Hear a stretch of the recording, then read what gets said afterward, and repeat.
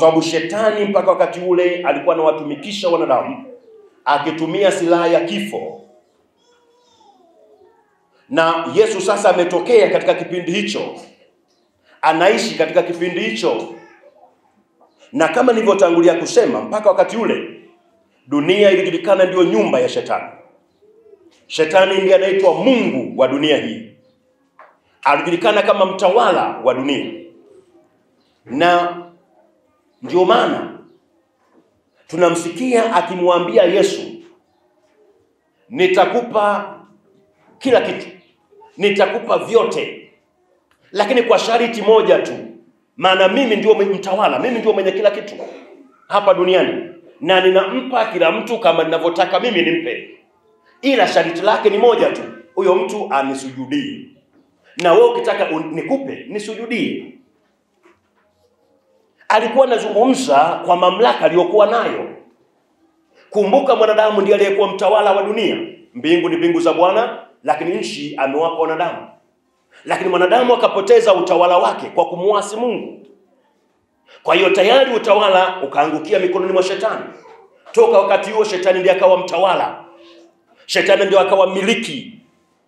Na Yesu anapokuja ameukuta utawala huo mikononi mwa shetani. Mwanadamu hana utawala. Kwa hiyo anapozungumza shetani kwa Yesu yale maneno hakuwa anatania. Hakuwa anatania. Bwana tusaidie sana. Wengi wetu mnakumbuka wakati Yesu yuko katika huduma yake, alifika mahali anasafiri, akaenda nchi ya Wagerasi. Kule akakutana na mtu aliyekuwa na pepo. Unamsikia shetani anavyoongea ndani ya yule mtu. Anasema, ninakujua wewe ni nani? Nakujua. Wewe unayekuja, unayepita njia hii ya makaburini, nakujua wewe ni nani? Anauliza, je, umekuja kuniangamiza kabla ya wakati? Bwana Yesu asifiwe sana. Kwa hiyo akawa ndiye mtawala na watumikisha wanadamu, anawaburuta. Na Yesu anaanza huduma yake kwenye nyumba hiyo, kwenye mazingira hayo ya kumkomboa wanadamu. Anapoanza kuhubiri na kufundisha, alikuwa anailainisha mioyo ya watu ili waelewe ujio wake. Anautambulisha ujio wake. Na wale waliomwamini, waliompokea, aliendelea kuwafundisha, aliendelea kuwaelekeza. Ndipo tunaona ukisoma ule mlango wa 9 wa kitabu cha Luka, anawachagua thenashara. Thenashara ni wale mitume 12 ambao aliwaweka wawe wahubiri kwa Wayahudi tu. Anawaagiza njia ya mataifa msiiendee. Maana yake mnaposafiri kwa kila mkoa, kila wilaya, mumtafute Myahudi ndiye mumrudishe. Wa mataifa muachane nao. Yesu anawapa nafasi ya mwisho Wayahudi warejee, wamuamini, wamgeukie. Wale thenashara wakaenda wakahubiri. Wakaenda wakatumika. Akaona bado mzigo ni mzito. Ndipo mlango wa 10 anawachagua wengine 70. Anawapa darasa. Anawawezesha. Kisha anawaachilia waende nyumba kwa nyumba, mtaa kwa mtaa. Sasa hawa watu 70 walipoenda kuhubiri, kukatokea mtikisiko mkubwa sana. Bwana Yesu asifiwe sana. Kwa nini hawa watu wanaporudi wanazungumza maneno haya? Maneno haya sio kama tunavyosoma hivi mimi na wewe. Tunasoma katika namna tu ya ukawaida. Lakini ukikaa ukatafakari maneno haya, ni ripoti, ni taarifa wanairudisha kwa Yesu baada ya utendakazi. Siku zote ukipewa jukumu, rudisha taarifa kwa ajili ya kupa jukumu. Ukipewa nini cha kufanya, umetumwa na watuma nyie 10 na watuma nyie 3, nenda kwa mtu fulani mkamsalimie, lazima mrudishe taarifa. Hawa watu wanarudisha taarifa, lakini taarifa yao wanapoirudisha imejaa na ushangao. Imejaa na namna fulani ya furaha, lakini ndani ya furaha kuna kushangaa. Bwana Yesu asifiwe sana. Waliona pepo, wanamtii Yesu. Waliona pepo, hawana kitu kwa Yesu. Lakini sasa imetokea jambo la ajabu. na kwao kumbe pepo wanatii. Ndipo wanasema, Bwana, hata sisi tulifikiri ni wewe tu, kwa kuwa ni mwana wa Mungu. Tulifikiri ni wewe tu, hata sisi, hata kwangu. Haleluya. Bwana Yesu asifiwe sana. Bwana Yesu asifiwe sana. Kwa hiyo neno hata pepo wanatutii. Kwa nini? Nimetangulia kukupa utangulizi ndugu zangu, kwamba nyakati za mwanzo, wakati wa kina Musa, wakati ule wa kina Daudi, wakati ule watakatifu wa zamani wa kina Elia, pepo walikuwa wasumbufu. Pepo waliwasumbua sana watu. Wengi wao mnakumbuka, hata mfalme Sauli alisumbuliwa na pepo. Ikabidi wamtafute mtu ambaye akiimba pepo atanyamaza, sio anatoka, ananyamaza. Wakagundua kwamba kuna mtu ana kipawa, kuna mtu ana upako wa kuimba, na sio tu kuimba, hata akipiga kinubi chake mioyo ya watu inafunguliwa. Wakagundua kwamba kuna mtoto anaitwa Daudi, ni mwana wa Yese. Watu wakamtambulisha ikulu kwamba yupo mtu anamna hiyo, akaletwa ikulu. Tunaona vile pepo alivyomsumbua sana Sauli. Ile ni picha inatuonyesha pepo waliwasumbua sana watu wa zamani hizo. Kwa hiyo shetani alitenda kazi kwa mamlaka, wala hakuna mtu ambaye angeweza kumzuia. Kwa hiyo alitenda pasipo kuzuiwa. Na tukumbuke ndugu zangu, hospitali zilikuwepo, sio kwamba zimeanza leo hospitali. Ndio maana hata Agano la Kale tunapata kumbukumbu hizi kwamba mtu akiugua ugonjwa wa ukoma akatakasika, aliambiwa arudi kwa makuhani wachunguze yale madoa kwenye mwili wake, kama ni alama za ukoma au la. Na kama ametakasika, arudi wakakague kwamba sasa ametakasika. Manake katika jamii ya makuhani walikuwa pia wanaoshughulika na afya za watu. Bwana Yesu asifiwe sana. Kitabu cha Wakolosai mlango wa 4 mstari wa 14. Wakolosai mlango wa 4 mstari wa 14. Tunapokea salamu. Luka yule tabibu mpendwa na Dema wanawasalimu. Luka alikuwa ni nani? Ni tabibu.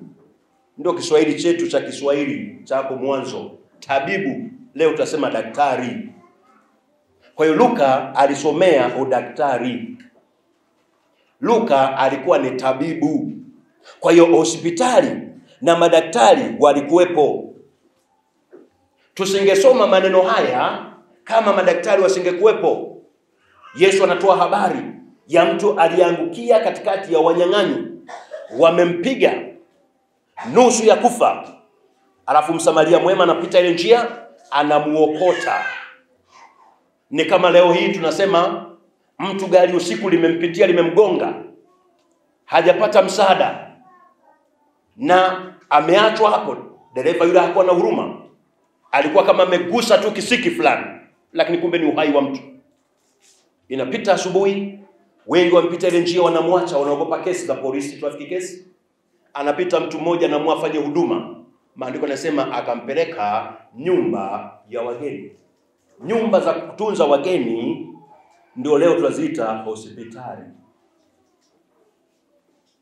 Kwa hiyo hospitali zilikuwepo, madaktari walikuwepo, walifanya kazi zao. Lakini hawa pepo hawa ama shetani huyu angeweza kutumia wadudu wa magonjwa kuwasumbua watu. Angechukua wadudu wa typhoid kuwasumbua watu kwa typhoid, kuwasumbua watu kwa malaria, kuwasumbua watu kwa magonjwa mbalimbali. Lakini kuna wakati ambao asingeweza kutumia wadudu hawa kuleta magonjwa, angekuja yeye mwenyewe kuwakalia watu. Ndivyo tunavyomwona yule mtu wa Gerasi kule. Shetani kama shetani mwenyewe akaja kumkalia, akamdhoofisha, akamletea mateso. Pepo anaweza kafanya vurugu mbalimbali. Anaweza kapelekea mtu kukonda. Anaweza kapelekea watu kuwa na vurugu, wasiwe na utulivu nyumbani. Kila wakati magomvi na hawaelewi. Na haraka haraka watu wa duniani watasema tunaona inawezekana nyota zao hazikubaliani. Ni shetani anavuruga nyumba za watu. Anavuruga familia. Anavuruga maisha ya wanadamu. Angeweza kupelekea mtu fulani augue ugonjwa fulani mbaya. Angepelekea mtu fulani apate hali ya ukichaa, aweze kuwa navua tu nguo hata hadharani. Ni shetani moja kwa moja anawashambulia wanadamu. Na alifanya hivyo, hakuwepo wa kuwazuia. Hebu fikiria sasa, kwa vurugu kama hizo. Vurugu kama hizo, Yesu asingekuja, ulimwengu ungekuacha.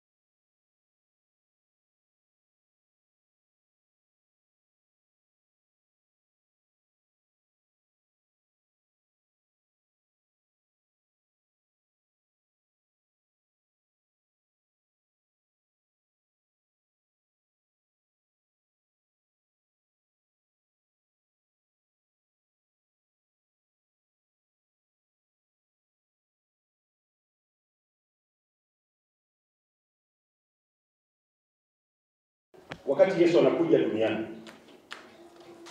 anakuja kinyakati na kipindi ambacho ulimwengu umetawaliwa kabisa na shetani. Ilikuwa ni kipindi ambacho mwanadamu amekuwa katika namna ya utumwa mzito. Kipindi ambacho mwanadamu anatumikishwa kwa namna isiyo ya kawaida. Na mwanadamu hakuwa na msaada mwingine. Mwanadamu akawa amepoteza tumaini kabisa. Mwanadamu akawa ameharibiwa kabisa. Na akawa katika kifungo. Na mpaka Yesu anapokuja, dunia ilijulikana kama nyumba ya shetani. Na shetani alijulikana kama ndiye mwenye nyumba.